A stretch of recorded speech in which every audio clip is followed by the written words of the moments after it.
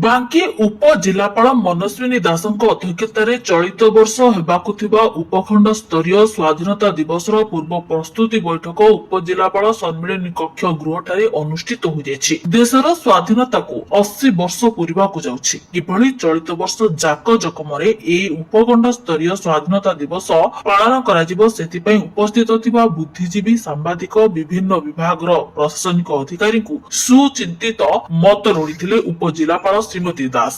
ସେପଟେ ଯେଉଁ କଚେରୀ ପଡିଆଠାରେ ଏହି ଉତ୍ସବକୁ ପାଳନ କରାଯିବ ତାହା ଏବେ ବର୍ଷା ଜଳ ଗଚ୍ଛିତ କାରଣରୁ କୃତ୍ରିମ ନଦୀର ଭ୍ରମ ସୃଷ୍ଟି କରୁଛି।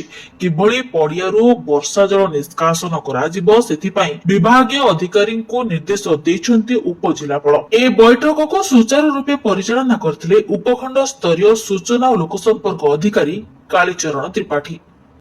आमे एसडीओ को समय देचु 7-8 तारीख जाए आरएनबी को से कहते से गोटे बाट खोलिकी पानी निष्कासन करवा प्रयास करेंगे। तथापि जदिओ बहुत वर्षा हुए और हो न पारे ताहले आम प्रोग्राम टी को अलग लोकेशन मध्य आइडेंटिफाई कराई आम से करूँ ना पूर्व भली जहाँ होता ए वर्ष मध्य से पालन करा। आज आमर प्रस्तुति बैठक थिला स्वाधीनता दिवस पालन उपलक्षे आमर उपखंड स्तरीय आमे प्रतिवर्ष जेभली भाव पालन करूथुलु ए वर्ष मध्य से भली भाव पालन करा जिवो।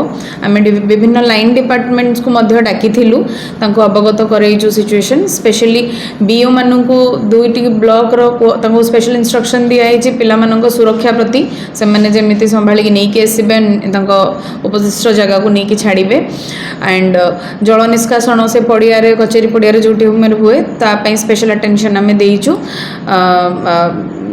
रेस्ट जहाँ आमर दरकार फायर मेडिकल तांको मध्य इंस्ट्रक्शन दिखाई जे भली कि आमर स्वाधीनता दिवसटा भलरे सुरखुरे पालन करा जिवो।